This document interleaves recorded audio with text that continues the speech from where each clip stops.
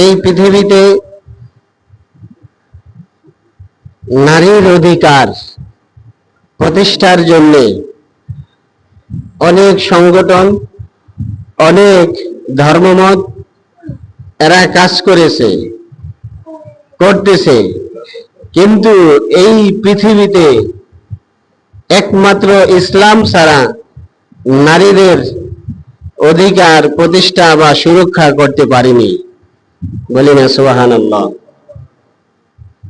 আজকে বিধর্মীরা, ইহুদি খ্রিস্টানরা, তারা স্লোগান, মুখরোচক স্লোগান দেয় যে নারী পুরুষের সমান অধিকার।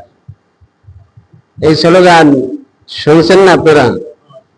নারী পুরুষের কি সমান অধিকার? ও ভাই,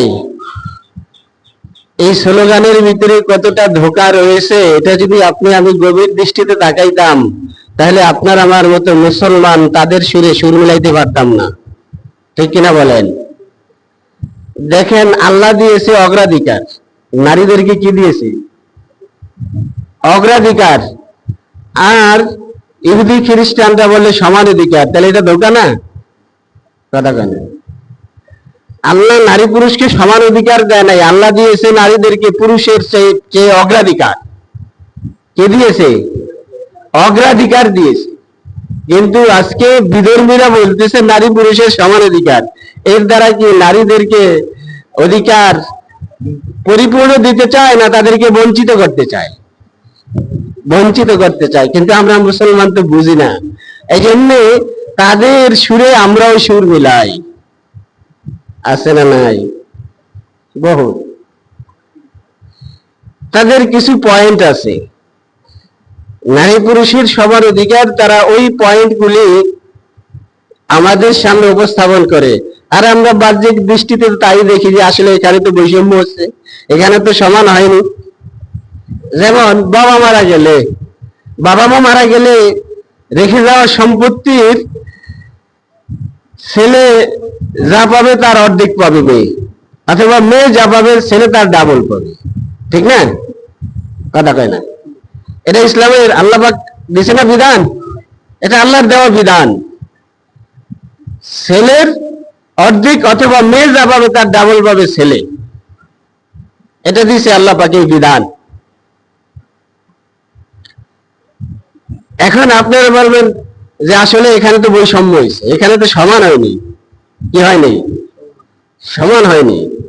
কিন্তু আপনি কি পরখ করছেন? আপনি কি গভীর দৃষ্টিতে আপনি কি জ্ঞান খাটাইছেন যে তাদেরকে যে অর্ধেক দিল, তাই অর্ধেক দেওয়ার পরেও তাদেরকে বেশি দিয়েছে? বলি সুবহানাল্লাহ। কেমনে বেশি দিয়েছে? বেশি কেমনে দিল? একটা ছেলে বালেগ হওয়ার পরে তার দায় দায়িত্ব নিজের কাঁধে বর্তায়। ছেলে যখন বালেগ হয় তখন ওই ছেলের দায় দায়িত্ব, ভরণ পোষণ, থাকা খাওয়া সবকিছু কার কাঁধে? ছেলের কাঁধে।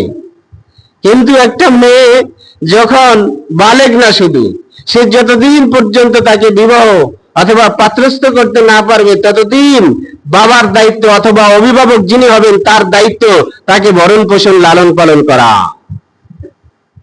জোরে বলেন সুবহানাল্লাহ। এই নির্দেশনা কে দিয়েছে? আল্লাহ দিয়েছে।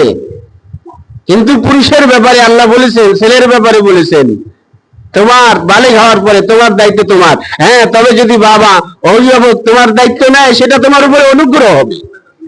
সেটা কি হবে? সেটা অনুগ্রহ, সেটা দয়া হবে। কিন্তু তোমার কাজ তোমাকেই করতে হবে।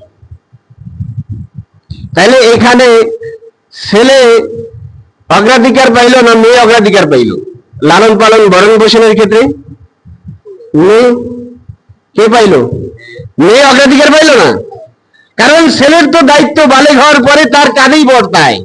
কিন্তু মেয়ে যখন বালেগ না, যতদিন পর্যন্ত তাকে বিবাহ শাদী দেওয়া না হবে ততদিন পর্যন্ত ওই অভিভাবকের দায়িত্ব ওই মেয়ের সকল ভরণ পোষণ, থাকা খাওয়া দেওয়া। তাহলে এখানে ছেলের তুলনায় মেয়ের অগ্রাধিকার হইল না সমান অধিকার হইল? আমার কথা বুঝলেন আপনারা? কি হলো? মেয়েকে বেশি দিল না কম দিল? এখানে বেশি দিছে না। এরপরে আসেন, মেয়ের যখন বিবাহ হয়, এই মেয়েকে বিবাহ দেওয়ার পর এই মেয়ের পরিপূর্ণ দায়িত্ব কার কাঁধে বর্তায়? স্বামীর কাঁধে। কার কাঁধে? স্বামীর কাঁধে বর্তায় সম্পূর্ণ দায়িত্ব। ভরণ পোষণ সহ সবকিছু, থাকা খাওয়া সহ সবকিছু ওই মেয়ের কাঁধে, স্বামীর কাঁধে স্ত্রীর দায়িত্ব বর্তায়। বর্তায় না? বর্তায় না? এরপরে আসেন, যখন বিবাহ হয় তখন একটা দেনমোহরের সাবজেক্ট আছে না নাই? কে কারে দেয়? ছেলে মেয়েরে দেয়, অর্থাৎ স্বামী স্ত্রীরে দেয়। সেখানে স্ত্রী স্বামীকে দিতে হয় না? দিতে হয় না। তাহলে বিবাহের সময় ছেলের দায়িত্ব স্ত্রীকে দেনমোহর দেওয়া, কিন্তু এরকম কোন কথা নাই যে স্ত্রী স্বামীকে দিতে হবে। আসেনি? লক্ষ লক্ষ টাকা খরচ হয়, করতে হয়, করে। টাকা কে খরচ করে? ছেলে না মেয়ে? ছেলে। এরপরে তাহলে এখানেও নারীকে অগ্রাধিকার দেওয়া হলো। কি দেওয়া হলো? কথা কয় না। অগ্রাধিকার দেওয়া হলো। এরপরে শ্বশুর বাড়ি থেকে যখন মেহমান আসে, তখন এই মেহমানদের বড় আপ্যায়নের দায় দায়িত্ব কার উপরে? স্ত্রীর উপরে না স্বামীর উপরে? স্বামীর উপরে না? স্ত্রীর কোন দায়িত্ব এখানে নাই। এরপরে ফুপু বাড়ি থেকে আসবে, শ্বশুর বাড়ি থেকে আসবে, বিভিন্ন জায়গা থেকে আত্মীয় স্বজন আসবে। আপ্যায়নের সকল খরচ কাকে বহন করতে হবে? ছেলেকে। কাকে বহন করতে হবে? ছেলেকে বহন করতে হবে। মেয়ের কোনো খরচের খাত নাই, এতই। স্ত্রীর কোনো খরচের খাত নাই, তবে স্বেচ্ছায় যদি করে সেটা আলাদা সাবজেক্ট, কিন্তু দায়িত্ব দিছে আল্লাহ পুরুষকে। কাকে? পুরুষকে দায়িত্ব দিছে। শুধু তাই না, এই যে ছেলে সন্তান যখন জন্ম নেয়, পারিবারিক বন্ধনে আবদ্ধ হওয়ার পরে যখন সন্তান আসে পরিবারে, এই সন্তানের ভরণ পোষণের দায়িত্ব কার? ছেলের, স্বামীর। কথা কন। কার দায়িত্ব? স্বামীর দায়িত্ব, ছেলের দায়িত্ব। এখানে স্ত্রীর কোনো দায়িত্ব নয়। এমনকি সন্তান যখন জন্ম নেয়, এই সন্তানকে যদি স্ত্রী দুধ পান না করায়, তাহলে ওই স্বামীর দায়িত্ব ওই সন্তানের ওই রকম খাবারের ব্যবস্থা করা। স্ত্রীর কোনোই দায়িত্ব নাই। কার দায়িত্ব? স্বামীর দায়িত্ব, ছেলের দায়িত্ব। তাহলে দেখেন, বাবার সংসারে বড় হলো, বালেগ হওয়ার পরেই ছেলের দায়িত্ব তার কাঁধে বর্তাইল। বিবাহ করলো, সেই জায়গায় স্ত্রীকে দেনমোহর দিল, আরো কত খায় খরচ। এরপরে পারিবারিক সূত্রে আবদ্ধ হলো। এরপরে যখন মেহমান আসবে, আসবে না? আসবে না? শ্বশুর বাড়ি থেকে, ফুপু বাড়ি থেকে, বিভিন্ন মামা বাড়ি থেকে, খালা বাড়ি থেকে বিভিন্ন মেহমান আসবে। তাই এই মেহমানদের আপ্যায়নের দায়িত্ব ছেলে, মেয়ের না। এরপরে যখন সংসারে সন্তান আসবে, সকল সন্তানের, যতটি সন্তান হবে, প্রত্যেকটা সন্তানের ভরণ পোষণের দায় দায়িত্ব স্বামীর বা ছেলের। স্ত্রীর কোনো দায়িত্ব নাই। এবার হিসাব করেন, তাহলে এই ছেলের খরচের খাত শেষ নাই, সব জায়গায় তার খরচের খাত। আর মেয়ের কোনো খরচের খাতই নাই। ঠিক কিনা বলেন? ইসলামী দৃষ্টিকোণ থেকে মেয়ের কোনো দায়িত্ব নাই খরচে। তারপরেও বাবা মা মারা যাওয়ার পরে সম্পত্তির ছেলে যা পাবে তার অর্ধেক দেওয়া হলো, তার প্রতি তার দায়িত্ব খরচের কোনো খাতই নাই। তারপরেও তাকে এই পরিমাণ ছেলে যা পাবে তার অর্ধেক মেয়েকে দেওয়া হলো। এখানে মেয়ের প্রতি অন্যায় করা হলো, সমান অধিকার করা হলো, নাকি অগ্রাধিকার করা হলো? অগ্রাধিকার করা হয়েছে। ঠিক কিনা বলেন? বুঝলেন? অগ্রাধিকার কেমনে করা হলো? অর্থাৎ ছেলে পাইছে, কথার কথা ধরেন 100 টাকা, আর মেয়ে পাইছে 50 টাকা।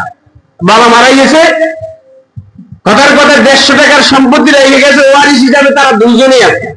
মেয়ে 50 টাকা পাইছে আর ছেলে পাইছে কত? 100 টাকা। এখন এই ছেলে যখন বিবাহ করতে গেছে, তখন ধরেন একটা উদাহরণস্বরূপ তাকে 25 টাকা দেন মোহর দিছে। এরপরে যখন আত্মীয় স্বজন আসছে বেড়াইতে, ওখানে 10 টাকা খরচ করছে, কত হয়েছে? 35। এরপরে যখন ছেলে সন্তান আসলো, তখন ওখানে 50 টাকা খরচ হইল, কত হয়েছে? 85। এরপরে এই অসুখ বিসুখ সব মিলাইয়া মনে করেন এই ছেলে সব খরচ করে জিরো হয়ে গেছে। কি হয়ে গেছে? আরো 15 টাকা ওখানে খরচ করে দিচ্ছে। এমনকি স্ত্রী অসুস্থ হলেও সেই স্ত্রীকে চিকিৎসা করানোর দায়িত্ব স্বামীর, স্ত্রীর না। কার দায়িত্ব? স্বামীর দায়িত্ব। এখন এই ছেলে সকল খরচ করে, তার কাছে টাকা নাই, বরং সে আরো ঋণী। পাইছে কত? বাবার থেকে উত্তরাধিকারী সুযোগ পাইছে 100 টাকা। কয় টাকা পাইছে? 100 টাকা পাইছে। এই 100 টাকা পাইলো, আর সে খরচ করতে করতে করতে করতে পরবর্তীতে সে আরো ঋণ হয়ে গেল, আর মেয়ের কোনো খরচের ঘাটই নাই। তাকে দেওয়া হইলো 50 টাকা, তার 50 টাকাই ব্যালেন্স আছে, 1 টাকাও খরচ হয় নাই। তাহলে এখন যদি এই আল্লাহ রাব্বুল আলামিন কর্তৃক নির্ধারিত বিধান, বাবা মারা যাওয়ার পরে, মা মারা যাওয়ার পরে তাদের রেখে যাওয়া সম্পত্তিতে ছেলে যা পাবে তার অর্ধেক পাবে, ধরেন অর্ধেকে 50 টাকা, তার কোনো খরচের খাতেই নাই, তারপরও সে কোনো খরচ তার করতে হলো না। এখন যতদিন সে বেঁচে থাকবে ততদিন ওই ক্যাশ তার হাতেই থাকবে। ঠিক কিনা বলে? তাহলে এখন ছেলেকে 100 টাকা দিলে 100 টাকা খরচ করে আরো 2 থেকে 500 খরচ ঋণ হয়ে গেছে, কিন্তু মেয়ে পাইছে 50 টাকা। কিন্তু এই মেয়ে 50 টাকা তার কোনো খরচের খাত নাই। যদি সে খরচ না করে ইচ্ছা করে, তাহলে ওই 50 টাকাই তার ক্যাশ থাকবে, থাকবে না? থাকবে না। এখন এই 50 টাকা উত্তরাধিকারী সূত্রে পাইলো। এখন সে বাবার থেকে, মায়ের থেকে যে সম্পদটা পাইলো, আল্লাহ যে বিধান দিলেন, সেই ক্ষেত্রে সে সমান অধিকারে রইল নাকি অগ্রাধিকারের শিকার হইল? অগ্রাধিকার হইল। কি হইল? কথা বুঝছেন? এই জন্য বিধর্মীরা আমাদেরকে শোনায় যে ছেলে মেয়ের সমান অধিকার, নারী পুরুষের কি অধিকার? সমান অধিকার। কি কন? আসলে সমান অধিকার দিছে নাকি আল্লাহ তাআলা নারীদেরকে অগ্রাধিকার দিয়েছে? অগ্রাধিকার দিয়েছে। আল্লাহর নবী মুহাম্মদুর রাসূলুল্লাহ সাল্লাল্লাহু আলাইহি ওয়াসাল্লাম বলেন, তোমার পরিবারে, তোমার সংসারে যদি একটা কন্যা সন্তান জন্ম নেয়, তাহলে বুঝো আমি নবীজি ঘোষণা দিতেছি, ওই মেয়েকে যদি সুশিক্ষায় শিক্ষিত করে ভালো নেককার দিনদার পাত্রের কাছে পাত্রস্থ করতে পারো, তাহলে আমি নবীজি ঘোষণা দিচ্ছি তোমার জন্য আল্লাহ রাব্বুল আলামিন একটা জান্নাত রিজার্ভ করে রেখে দিয়েছে। ছেলের ব্যাপারে কোন হাদিসে নবীজি বলেন নাই একটা ছেলের লালন পালন করলে এইভাবে তোমাকে জান্নাত দেওয়া হবে। আল্লাহ রাব্বুল আলামিন, আল্লাহর নবী এই কথা কোথায় বলেন নাই, কিন্তু মেয়ের ব্যাপারে বলেছেন যে একটা মেয়েকে যদি তুমি তাকে দিন ধর্ম শিক্ষা দিয়ে তাকে নেককার পাত্রের কাছে পাত্রস্থ করতে পারো, তাহলে আল্লাহ রাব্বুল আলামিন তোমাকে ওই মেয়ের খাতিরে আর মেয়ের বরকতে আল্লাহ তোমার জন্য একটা জান্নাত রিজার্ভ করে রাখবে। সুবহানাল্লাহ। কিন্তু ছেলের ক্ষেত্রে এরকম কোন হাদিস নেই। ছেলের ক্ষেত্রে এমন কথা নবীজি বলেন নাই। নবীজি আর এক হাদিসে বলেন, তাহলে এখানে মেয়েকে অগ্রাধিকার দেওয়া হলো। কি দেওয়া হলো? অগ্রাধিকার দেওয়া হলো। নবীজি আর এক হাদিসে বলেন, যখন আল্লাহ কারো প্রতি খুশি হয়ে যায় তখন তার বাড়িতে মেহমান পাঠায়। আল্লাহ যদি আরো খুশি হয়ে যায় তখন আল্লাহ রাব্বুল আলামিন ওই বান্দা বান্দী যেখানে অবস্থান করে সেখানে রহমতের বৃষ্টি পাঠায়। সুবহানাল্লাহ বলেন। আল্লাহ পাক যদি বান্দা বান্দীর প্রতি আরো খুশি হয়ে যায়, আল্লাহ রাব্বুল আলামিন ওই বান্দা বান্দীর সংসারের ভিতরে কন্যা সন্তান জন্ম দিয়া পাঠায়। সুবহানাল্লাহ।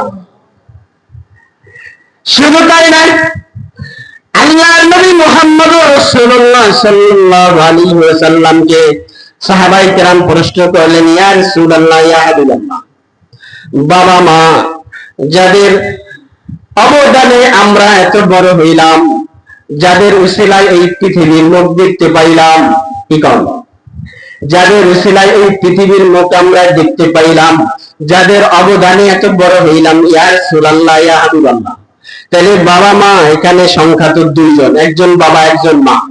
ইয়া রাসূলুল্লাহ, ইয়া হাবিবাল্লাহ, সম্মানের ক্ষেত্রে আগায়া কে? বলি সুবহানাল্লাহ। সম্মানের ক্ষেত্রে অগ্রাধিকার কে? নবীজি বললেন তোমার মা। যারা বলেন সুবহানাল্লাহ।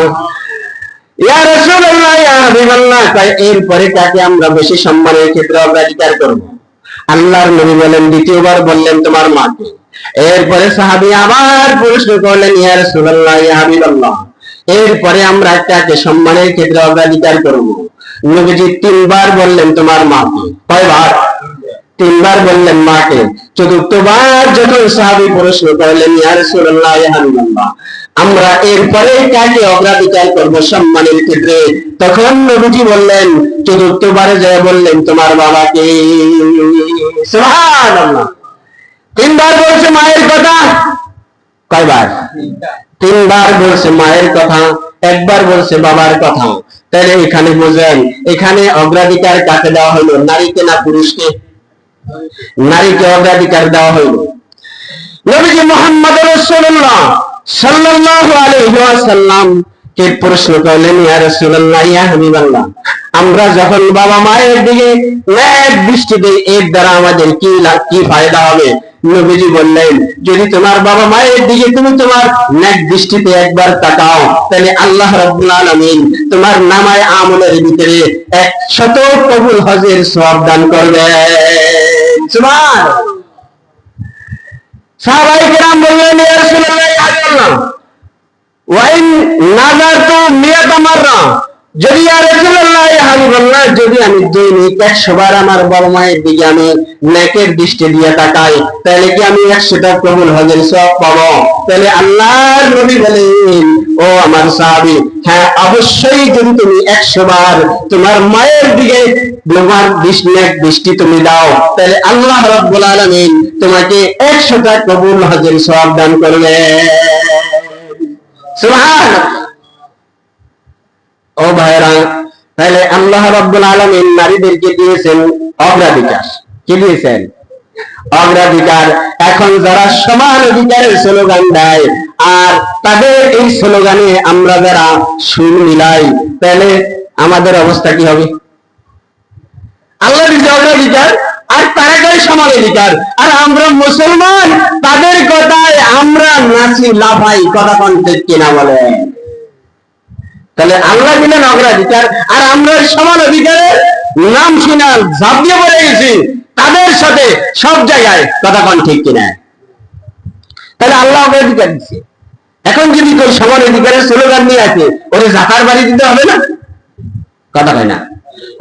ওকে তো এই আমাদের সমাজেই ওকে ঠাই দেওয়া ঠিক হবে না। সেই জায়গায় আমরা মুসলমান তাদের কথায় সুর মিলাইয়া তাদের সাথে আমরাও স্লোগান দিই। কথা কোন ঠিক কিনা? আজকে শুধু আজকে নয়, নবীজি যখন এই ধরাপৃষ্ঠে আগমন করেন তখন আমাদের এই পৃথিবীর চিত্রটা কি ছিল? নারীরা ছিল ভোগের বস্তু। কি ছিল? ভোগের বস্তু। নারী জন্ম নেওয়া সংসারে কলঙ্ক। তাই তারা করত কি? তারা জীবন্ত পুঁতে ফেলত। কি করত? এই ঘটনা শোনেন নাই? নারী অথবা মেয়ে জন্ম নিলে, কন্যা সন্তান জন্ম নিলেই তাকে জীবন্ত পুঁতে ফেলা হতো। জাহিলি যুগের প্রথা ছিল যে নারী হলো কলঙ্ক, তাকে সে যখন জন্ম নিবে তাই সে কলঙ্ক লিপন করবে, তাই তাকে জীবন্ত পুঁতে ফেলত। মাইরে আসলামের ঘটনা আপনারা শোনেন নাই? আমি মাইরে আসলামী তো আল্লাহ রাব্বুল আলামিন সেই যুগের সেই বর্বরতার আল্লাহ রাব্বুল আলামিন পরিবর্তন ঘটাইলেন ইসলামকে আগমন করায়া। বলি না সুবহানাল্লাহ। তাহলে নারীকে, যে নারীকে জীবন্ত পুঁতে ফেলা হতো, সেই নারীকে এত মর্যাদার উচ্চ শিখর দান করলো ইসলাম, আজকে সেই ইসলামের বিরুদ্ধেই বিধর্মীদের সাথে আমাদের মুসলমান সন্তানেরা সুর মিলায়। কথা কন ঠিক কিনা? বিভিন্ন নাস্তিক মুরতাদের আবির্ভাব মুসলমানদের ঘরেই, বেঈমানদের ঘরে নয়। কথা কন না কেন? ইসলাম নিয়ে কথা বলে, কটূক্তি করে, নবী নিয়ে, আল্লাহ নিয়ে কটূক্তি করে, তাদের বিরুদ্ধে কথা বলার মতো আস্পর্ধা দেখায় মুসলমানের ঘরে জন্ম নিলেই। কথা কন ঠিক কিনা?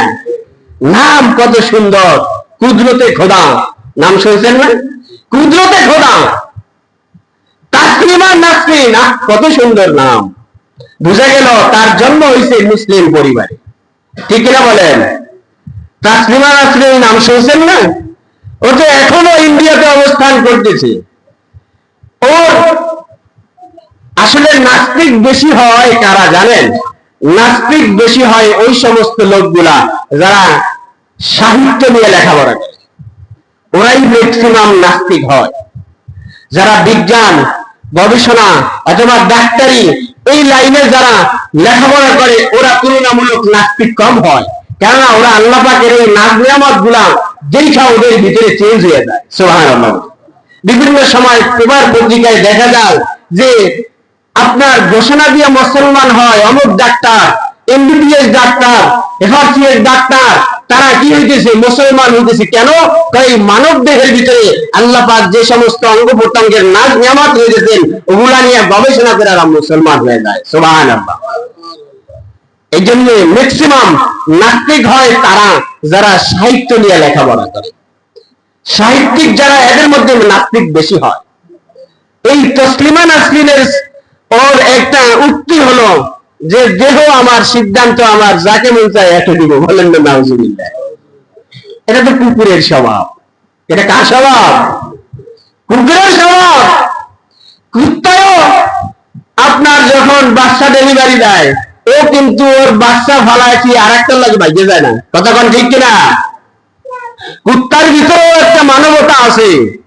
কিন্তু এই সমস্ত মুসলিম পরিবারের জন্ম নেওয়া মুসলমান নামের কলঙ্ক, এই কুলাঙ্গাররা তারা আজকে ইসলামের বিধানের উপরে হাত তুলতেছে।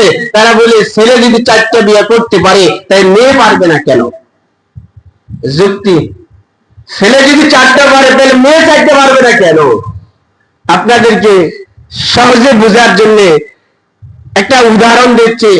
একটা জমির মালিক 2 জন। কয়জন? জমির মালিক কয়জন? 2 জন। এখন ওই জমিটার ঘটনাক্রমে তরমুজ চাষ করছে। কি চাষ করছে? তরমুজ চাষ করছে। সিজন শেষে দেখা গেল একটা তরমুজ যেই বেঁচে আছে টিকে গেল। কয়টা? একটা তরমুজ। কয়টা? ফল একটা। মালিক কয়জন? 2 জন। এখন 2 জন মালিক, এখন কি 2 জনকে ফল দিয়েছে একটা, দুটো দিতে পারবেন? পারবেন না। টাকা লাগবে না? কাইটা এরপরে সমান করে নিতে হবে। কি কন? যদি মালিকানা উভয় ঠিক রাখতে হয় তাহলে এটাকে ভাগ করে এরপরে কাইটা সমান করে উভয়কে মালিকানা বুঝাই দিতে হবে। ঠিক কিনা বলেন? তাহলে এটা তো তরমুজ, এটা তো কাটা গেল। কিন্তু যখন উদাহরণস্বরূপ একটা মেয়ে তাকে যদি একাধিক বিবাহের অনুমতি দেওয়া হয়, বিধান দেওয়া হয়, আর তার ঘরে যদি একটা সন্তান জন্ম নেয়, এখন স্বামী কয়জন? স্বামী কয়জন? 2 জন। এখন ঘটনাক্রমে একটা সন্তান, আর কোন সন্তান নাই। এখন এই সন্তানকে যদি উভয়ের মালিকানায় দিতে হয়, দায়িত্বে দিতে হয়, তাহলে কাটা ছাড়া উপায় আছে? কাটা যায় না। এটা কি সম্ভব? এটা কোনোদিন সম্ভব না। বলি সুবহানাল্লাহ। ইসলামের বিধান কত রুচিপূর্ণ এবং কত মাধুর্যপূর্ণ, কত সৌন্দর্য। বলি না সুবহানাল্লাহ।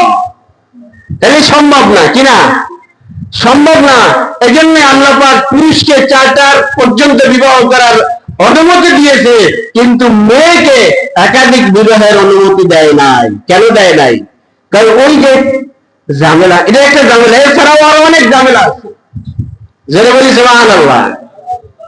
ও ভাইরা, এরপরে স্লোগান দেয় যে নারী পুরুষ এরা কাঁধে কাঁধে কাঁধ মিলাইয়া কাজ করবে, নাহলে সমাজে উন্নতি হবে না, নাহলে সমাজ ও রাষ্ট্র কখনো উন্নতি হতে পারে না।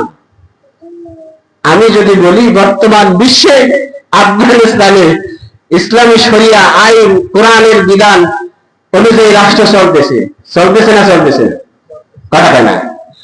নারীদের শতভাগ পর্দা নিশ্চিত করা আছে, পর্দার কোনো লঙ্ঘন হতে পারবে না, হয় না। এরপরে সেখানে এই বিগত তালেবান ক্ষমতা আসার পরে বিগত 3-4 বছরে দর্শনের কোনো রেকর্ড নাই, বলেন না সুবহানাল্লাহ। চুরির কোনো রেকর্ড নাই, খুনের কোনো রেকর্ড নাই। এটা কিসের বদৌলতে হয়েছে?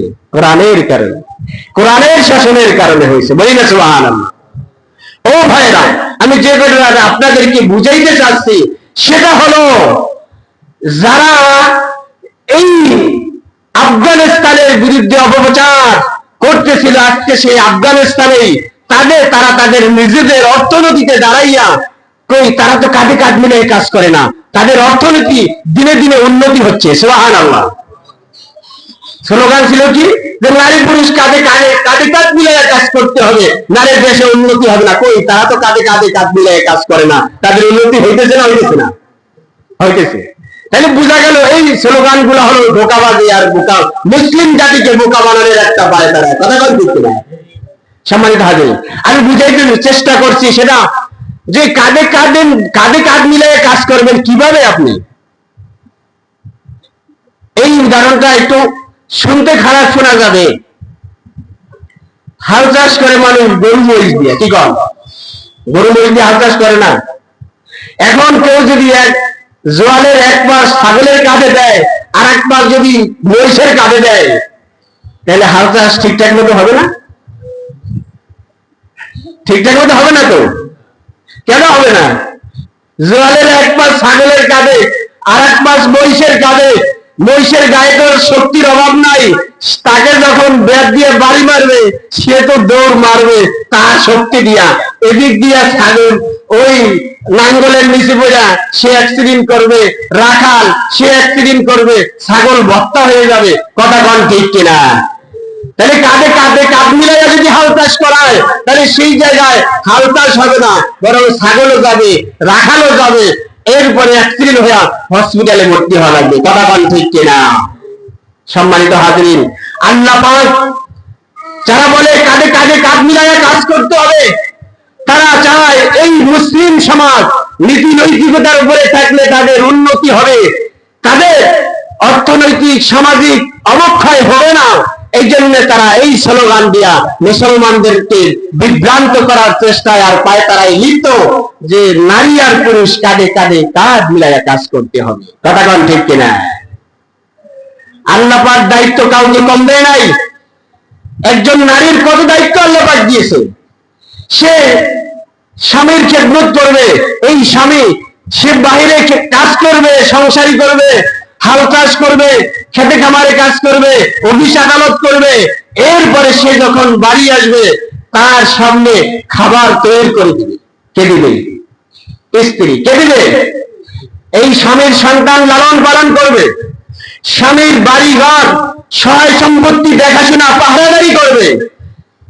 স্বামীর সন্তান লালন পালন করা, তার সম্পদ এর পাহারাদারি করা, তার খেদমত করা, রান্না বাড়া করা, কাজগুলা কি কম? কথা কয় না। এই কাজগুলি কম? এই দায়িত্বটা কি কম? এই দায়িত্ব আজকে আমাদের সমাজে দেখবেন যেই সমস্ত ফ্যামিলিতে চাকরিজীবী ছেলে মেয়ে চাকরি করে অথবা স্বামী স্ত্রী চাকরি করে, দেখবেন স্বামী বেচারা বাড়িতে আসে যখন, স্ত্রী তো সেও তো ডিউটি দিয়ে আইছে, আসার পরে যখন গিলাস পানি চায় তখন তো পানি ওই জায়গায় রাখা আছে অথবা টিউবওয়েল থেকে আইলে খাও। কথা বল ঠিক কিনা? এরপরে যখন ভাত চায় তো ভাত পাকায় খাও, আমিও তো কাজ করে আইছি, আমার একটু বিশ্রাম করতে দাও। কথা বল ঠিক কিনা? সম্মানিত হাজির, তাহলে পারিবারিক জীবনে তারা শান্তিতে নাই, শান্তিতে থাকতে পারবে না। কেন পারবে না? তারা হলো কাঁধে কাঁধ মিলাইয়া কাজ করতে গেছে, এই জন্য তাদের পারিবারিক জীবনে অশান্তি আর অশান্তি। কথা বল ঠিক কিনা? আর আল্লাহ পাকের বিধান অনুযায়ী যখন একটা নারী সে ঘরে থাকবে, তার পর্দার, তার ইজ্জত আব্রুর হেফাজত হবে। একটা নারীর জন্য বলেন, ঘর তার সেফ জোন নাকি বাহির তার সেফ জোন? ঘর সেফ জোন না? ঘরে থাকা তার জন্য নিরাপদ নাকি বাহিরে থাকা নিরাপদ? বিভিন্ন জায়গায় এসিডের শিকার হয়, এসিডে দগ্ধ হয়, অথবা বিভিন্ন বকাটেদের খাবার শিকার হয় ওই সমস্ত নারীরাই যারা বাহিরকে ঘরের চাইতে বেশি পছন্দ করে। কথা বলতে না সম্মানিত হাজিরিন, তাহলে আমি সেই কথাটাই আপনাদেরকে বুঝাইতে চাচ্ছি যে আল্লাহ পাক নারীদের জন্য ঘরকে সেফ জোন হিসাবে নির্ধারণ করে দিয়েছেন। যেই নারীরা তাদের এই ঘর ভালো লাগবে না, তাদের কপালে, তাদের শরীরেই তৌফিক পড়বে। ঠিক কিনা বলে? এই জন্য আল্লাহ পাক বিধান দিয়েছেন, তুমি তোমার স্বামীর খেদমত করবে, তার সন্তান লালন পালন করবে, তার সয় সম্পত্তির নিগরানি করবে, পাহারাদারি করবে, এরপরে তুমি আবার চাকরি করার তোমার সুযোগ করি। ঠিক কিনা বলেন? চাকরি তো করবে স্বামী। শুধু তাই না, আল্লাহ পাক এই নারীর পুরা ভরণ পোষণের দায়িত্ব আল্লাহ পুরুষকে দিয়েছেন, হয়তো বাবা হিসাবে অথবা স্বামী হিসাবে। কি হিসাবে? হয়তো বাবা হিসাবে অথবা স্বামী হিসাবে। মানুষ কিন্তু খুবই আরাম প্রিয়, আমরা মানুষ, আমরা কিন্তু আরাম প্রিয়, আমরা চাই কষ্ট না করে খাইতে। কথা কোন ঠিক কিনা? আল্লাহ পাক সেটা মহিলাকে দিয়েছেন। বলি না সুবহানাল্লাহ? আমাদের মধ্যে অনেকে আছে না, কাজ করতে চায় না, কিন্তু বাজারে যায় মাছটা বড় কিনতে চায়, আছে না নাই? কিন্তু কষ্ট করতে চায় না, খাবারটা ভালো খেতে চায়। তো আল্লাহ তাআলা সেই সিস্টেমটা নারীদেরকে করে দিয়েছেন, যাও তোমরা তোমাদের ভরণ পোষণের দায়িত্ব পুরুষের প্রতি দিলাম, হয়তো বাবা হিসাবে অথবা স্বামী হিসাবে। বাবা না থাকলে বড় ভাই। সুবহানাল্লাহ। যখন তুমি বাবার ঘরে থাকবে তখন তোমার পূর্ণাঙ্গ দায় দায়িত্ব বাবার কাঁধে। যখন তুমি স্বামীর ঘরে বধূ হয়ে যাবে তখন তোমার পূর্ণাঙ্গ ভরণ পোষণের, থাকা খাওয়ার দায় দায়িত্ব, সকল দায়িত্ব তোমার স্বামীর উপরে। সুবহানাল্লাহ। এই জন্য আমি বলি, ওই সমস্ত লোক, ওই সমস্ত পুরুষ, পুরুষ নামের কলঙ্ক, স্বামী হওয়ার অযোগ্য, যারা স্বামীকে, স্ত্রীকে চাকরি করায়, আছে না নাই সমাজে? আমাদের সমাজে যারা নারীকে চাকরি করাইতে যায়, কিভাবে? আল্লাহ রাব্বুল আলামিন যে আয়াতে কারিমা তেলাওয়াত করেছি, এই আয়াতের মধ্যে বলেন, ইয়া আদম উসকুন আনতা ওয়া যাওজুকাল জান্নাতা ওয়া কুলা মিনহা রাগাদান হাইসু শি'তুমা। এই আয়াতে আল্লাহ তাআলা বলেছেন আদমকে, আদম তুমি তোমার স্ত্রীকে সাথে নিয়ে জান্নাতে থাকো। আদম উসকুন, এক বছর শব্দ বলেছেন আদমকে। কয় বছর? এক বছরের শব্দ বলেছেন। আদম উসকুন আনতা ওয়া যাওজুকা, তুমি থাকো তোমার স্ত্রীকে সঙ্গে নিয়ে। যদিও দুজনকেই থাকার জন্য বলছেন, কিন্তু সম্বোধন করছেন কয়জনকে? একজনকে। মুফাসসিরিন কিরাম বলেন, থাকার ক্ষেত্রে স্ত্রী স্বামীর অধীন, স্বামী যেখানে রাখতে চায় সেখানে স্ত্রী থাকতে বাধ্য, সেখানেই কি স্ত্রী থাকতে বাধ্য। এর পরবর্তীতে আল্লাহ বললেন, আকুলা মিনহুমা রাগাদান হাইসু শি'তুমা। আকুলা, তোমরা খাও দুইজনে। এখানে দ্বিবচনের শব্দ বলছেন। কয় বচনে? দ্বিবচন শব্দ বলছেন। তাই খাওয়ার ক্ষেত্রে আল্লাহ দ্বিবচন শব্দ বললেন, আর থাকার ক্ষেত্রে এক বচনের শব্দ বললেন কেন? মুফাসসিরিন কিরাম বলেন, তাই থাকার ক্ষেত্রে স্ত্রী স্বামীর অধীন, স্বামী যেখানে রাখে সেখানেই তাকে থাকতে হবে। আর খাওয়ার ক্ষেত্রে স্বামী স্ত্রীর উভয়ের রুচির স্বাধীনতা আছে। স্ত্রী যা খায় সেটা খাই, সেই খাদ্যের, তার রুচিমতো খাদ্যের যোগান দেওয়া স্বামীর দায়িত্ব। সুবহানাল্লাহ। এমনটা নয় যে স্বামী যেটা খায় সেটাই তাকে খেতে হবে, বরং স্ত্রীর যেই রুচি আছে সেই রুচি অনুযায়ী খাদ্যের যোগান দেওয়া স্বামীর দায়িত্ব। সুবহানাল্লাহ বলতেন না? এই দায়িত্ব কে দিয়েছেন? আল্লাহ দিয়েছেন। তাহলে এখানে দ্বিবচনের শব্দ বললেন কেন বললেন? তাই খাওয়ার ক্ষেত্রে উভয়ের রুচির স্বাধীনতা আছে। স্ত্রী তার রুচি মতো খাবে, স্বামী তার রুচি মতো খাবে। কথার কথা, স্বামী তার রুচিতে ছাগলের গোশত খুব ভালো লাগে, খাসির গোশত খুব ভালো লাগে, কিন্তু স্ত্রী বেচারি সে এই খাসি বা ছাগলের গোশত দেখলে বমি আসে। এরকম হতে পারে না? তাই এখন স্ত্রী কে বাধ্য করতে পারবে না তোমাকে ছাগলের গোশত খেতেই হবে, এটা এই অধিকার আল্লাহ দেয় না স্ত্রীকে বাধ্য করতে খাবারের ক্ষেত্রে, কারণ স্ত্রীর রুচির স্বাধীনতা আছে, তাই সে যা খাবে সেটা তোমাকে ব্যবস্থা করে দিতে হবে। সুবহানাল্লাহ বলতেন না? তাই যদি এই স্বাধীনতা আল্লাহ পাক কেন দিলেন? শুধু খাবার নয়, তার যোগ্যতা মতো পোশাক পরিচ্ছদ, আলতা শুনু জেনে যা আছে সব কিছু দায় দায়িত্ব এটা স্বামীর কাজে, স্ত্রীকে তার এটা দিতে হবে। এখন আমাদের সমাজে পুরুষ নামের কলঙ্ক স্বামী হওয়ার অযোগ্য, যারা স্ত্রীর খরচ দিতে ভয় পায়, তারাই বিজাতীয়দের স্লোগানে প্রতারিত হয়ে তারা বিকল্প রাস্তা খুঁজে, সেটা হলো নারী পুরুষকে কাঁধে কাঁধে কাঁধ মিলাইয়া কাজ করতে হবে। কথা বল ঠিক কিনা? আশরাফ আলী থানভী রহমতুল্লাহ আলাইহি তিনি সুন্দর একটা এক্সাম্পল এনেছেন যে এক ঢুলি সে ঢোল বাজাইয়া এলাকায় ভিক্ষা করত। কি করত? এলাকায় ভিক্ষা করত।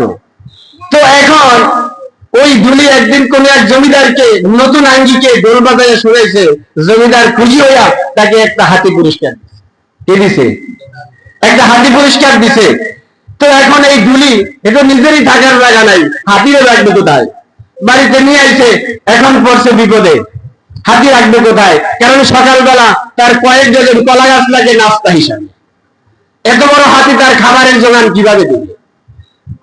ঢুলি বুদ্ধি করে বাজারে গেছে, বাজারে যাইয়া বিশাল এক ঢোল কিনে নিয়ে এসে আনার পরে এবার রশি দিয়ে হাতির গলায় বেঁধে দিয়ে বলে, হাতি আমার পেট ছোট, আমি খাই কম, আমার প্রয়োজন কম, এই জন্য আমার ঢোলও ছোট, তোর পেট বড়, তুমি খাও বেশি, এই জন্য তোর ঢোল বড় দেখে আনছি, তুই আমি ছোট ঢোল পিটাইয়া আমার খাবারের রুজির ব্যবস্থা করব, আর তুই বড় ঢোল পিটাইয়া তোর রুজির তুই ব্যবস্থা করবি। আল্লাহ পাক কি হাতিকে ঢোল বাজারের জন্য বানাইছেন? নো। ঠিক তদ্রুপ আমাদের সমাজে পুরুষ নামের কলঙ্ক স্বামী হওয়ার অযোগ্য, তারাই বিজাতীয়দের বাতরায়, তারাই প্রতারিত হয়ে স্ত্রীর গলায় চাকরি ঢোল বাঁধে। কথা কান ঠিক কিনা? সম্মানিত হাজিরিন, অনেক কথা আল্লাহ রাব্বুল আলামিন আমাদেরকে এই যে এই কথাটা বুঝার তৌফিক দিক যে আল্লাহ পাক নারীকে দিয়েছে অগ্রাধিকার, সেখানে আমরা বিজাতীয়দের স্লোগানে কিভাবে আমরা সুর মিলাই যে সমান অধিকার, সেই সুর আমরা মিলাইতে পারি? কোনোদিনও পারি না।